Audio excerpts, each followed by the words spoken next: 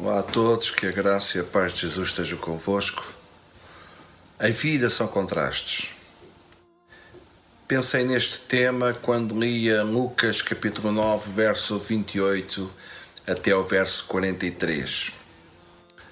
Encontramos neste episódio, que aconselho-vos desde já a ler nas vossas casas, nos vossos tempos devocionais, aquele episódio da transfiguração de Jesus no monte, que contrasta com uma multidão no vale e 9 discípulos impotentes de expulsar de um jovem demónios.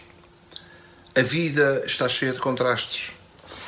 Vida versus morte, ricos e pobres, ativos, passivos, crentes e agnósticos. Na Bíblia encontramos também alguns contrastes. Moisés no monte, no meio da glória, o povo no vale à volta de um bezerro. Noé e a sua família salvos na arca, que contrasta com uma multidão a morrer, com a humanidade a morrer. Davi, um jovem audaz, contrasta com um exército cobarde. E a lista também era uma lista enorme de exemplos, tanto na vida como da Bíblia, de contrastes. Neste episódio, nós encontramos estes mesmos contrastes e que servirão com certeza para a nossa reflexão. O primeiro contraste, o contraste dos grupos. Versos 28 e verso 37. Diz lá que 3 discípulos sobem ao monte com Jesus, contrasta com uma multidão no vale. Nem sempre as maiorias são sinónimo de avivamento ou despertamento. Para um ato transcendente, Jesus levou apenas 3 discípulos. Por que é que ele não o fez com uma multidão? Na nossa ótica, na nossa perspectiva, se calhar aquele ato da transcendência de Jesus ou da sua transfiguração seria muito mais eficaz se uma multidão pudesse presenciar. Mas as contas de Deus não são as nossas contas. Os propósitos, os caminhos de Deus não são os nossos caminhos. Deus tem propósitos muito mais elevados e muito mais altos do que aquilo que nós pensamos ou daquilo que nós idealizamos. Nos conceitos humanos, quantos mais, melhor. A maioria tem razão. Nos conceitos de Deus, nem sempre é assim. O menor pode ser o maior, o fraco pode ser o forte. O segundo contraste, o contraste geográfico, versos 28 e verso 37. Os 3 subiram ao monte. Contrasta com uma multidão no vale. Monte, vale. O monte na Bíblia pode significar a aproximação da divindade. Eu trouxe 3 exemplos, mas muitos mais nós encontraríamos. Moisés no Sinai, Elias no Monte Horebe. Jesus muitas vezes procurava os montes para se relacionar com Deus Pai.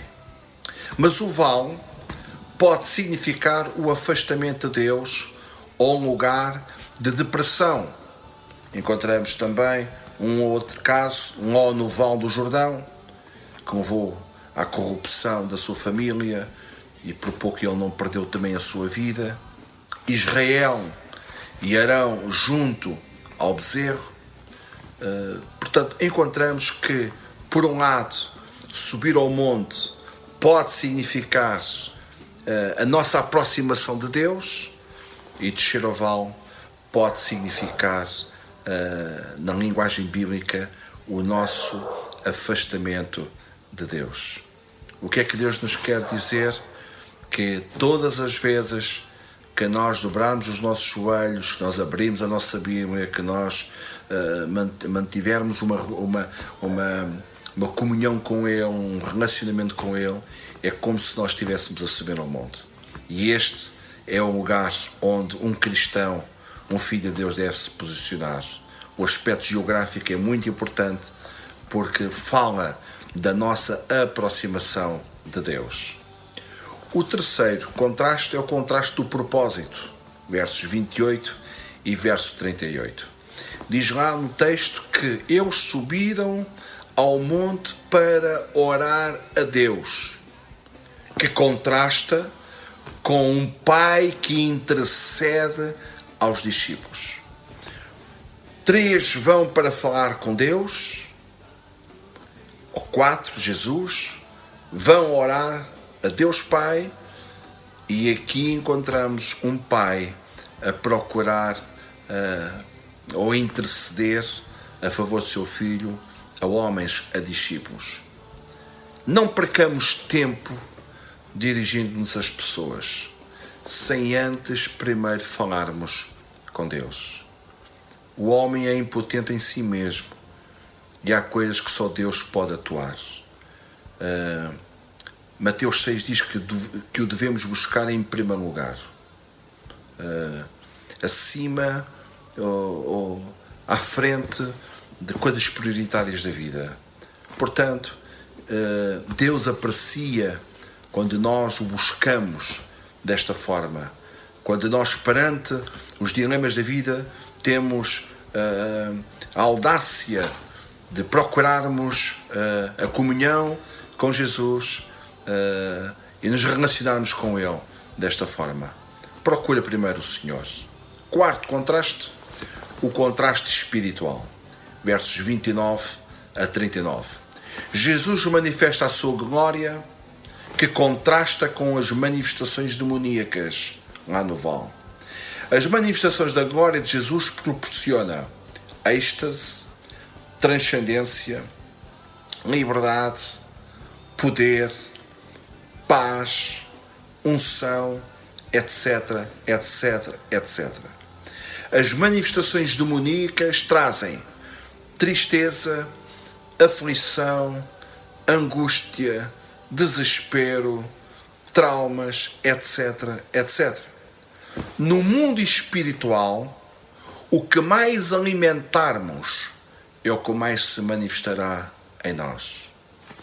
Não há opção de escolha. Aquilo que a glória de Deus nos pode transmitir, nos pode dar, e aquilo que a inspiração satânica também pode dar à humanidade. 5º contraste, o contraste das testemunhas, versos 30 e verso 31. 2 testemunhas, lá no monte, Moisés e Elias, trouxeram consolo a Jesus. Vinham munidos de uma mensagem de preparação para Jesus. No cenário do vale, o que se poderia testemunhar? O que é que alguém tinha que dizer? Os discípulos, a sua impotência, um pai que via apenas um filho traumatizado, possuído. Que testemunhas é que poderia existir no meio daquela multidão? O salmista diz no Salmo 81, verso 10: Eu sou o Senhor teu Deus, que tirei da terra do Egito. Abre a tua boca e te encherei. Nós somos pessoas com experiências de Deus, nós somos testemunhas de Deus, temos algo para dizer a este mundo.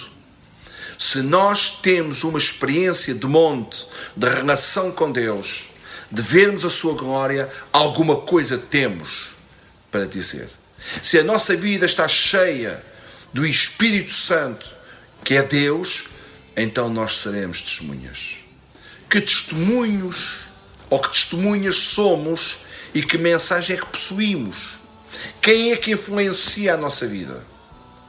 Aquele que está no monte ou aquele que se manifesta no vale? 6º contraste, o contraste do impacto, versos 33 e 41. Discípulos extasiados com tanta glória contrasta com discípulos impotentes, frustrados perante as forças do mal. Quadro muito real nos nossos dias. Nos nossos dias temos irmãos cheios de ousadia, que contrasta com irmãos tímidos e envergonhados. Temos irmãos cheios de Deus, que contrasta com irmãos cheios de si mesmos. Temos irmãos inspirados com palavras de vitória, que contrasta com discursos lamurientos e derrotistas. Ainda o salmista diz no Salmo 18, verso 2: o Senhor é o meu rochedo e o meu lugar forte e o meu libertador, o meu Deus, a minha fortaleza, em quem confio, o meu escudo, a força da minha salvação e o meu alto de refúgio. Isto é aquilo que nós somos em Deus. Se Deus está em nós, se o nosso lugar é lugar no cimo da montanha, na relação com Deus, então nós vamos fazer nossas as palavras do salmista: o meu lugar forte, o meu libertador, a minha fortaleza, em quem confio. Não temos discursos derrotistas, não temos discursos impotentes. O que é que aqueles 9 discípulos poderiam dizer?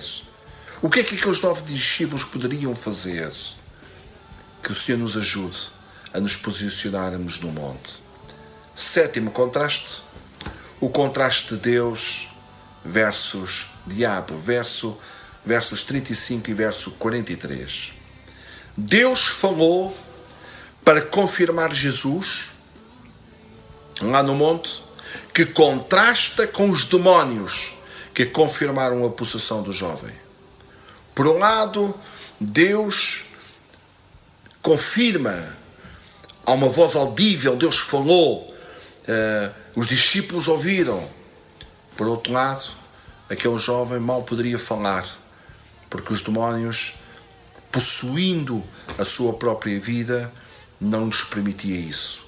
É um contraste tremendo. Deus fala do céu, dando ao homem a oportunidade de ouvir Jesus.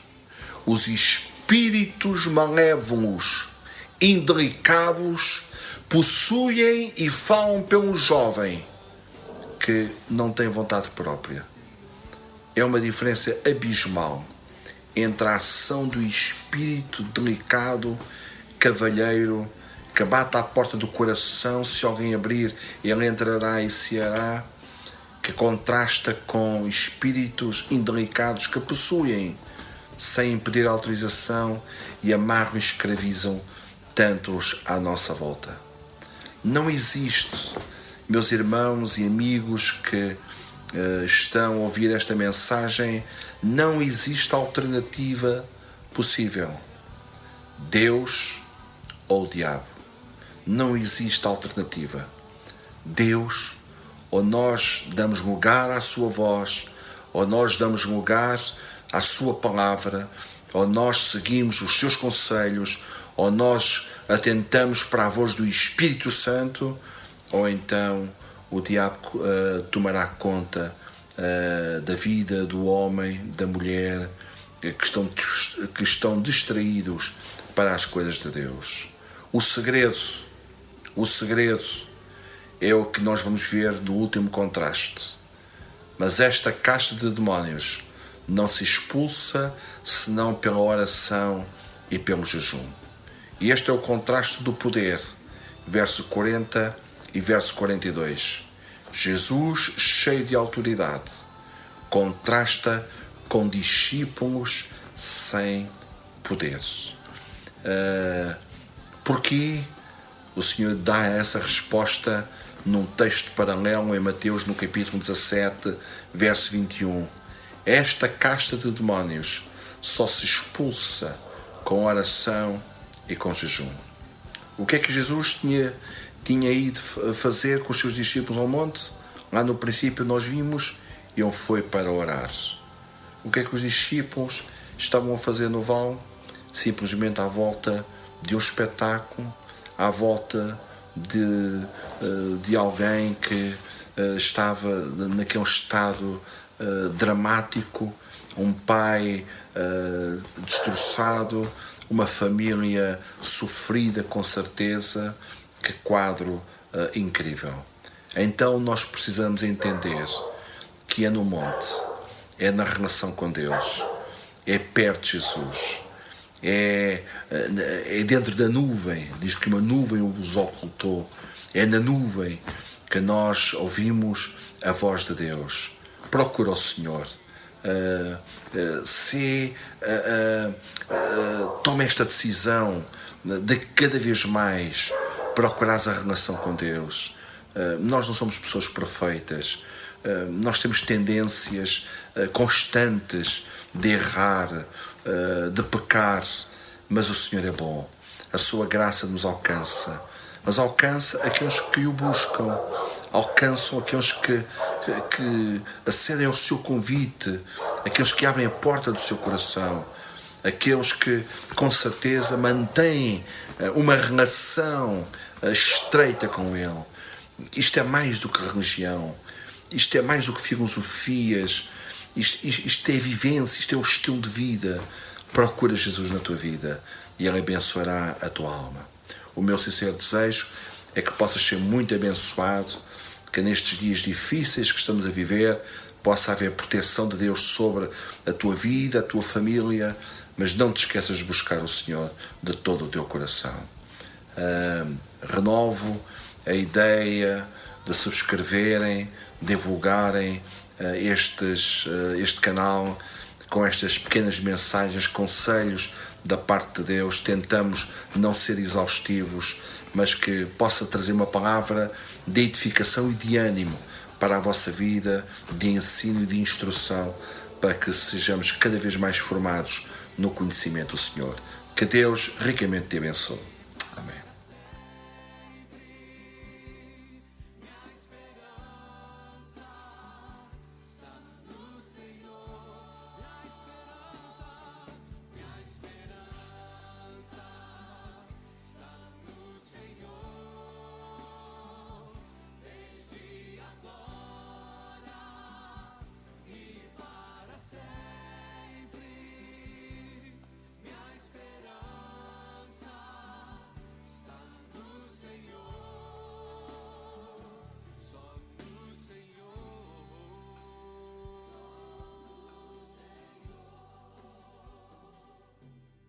Sua misericórdia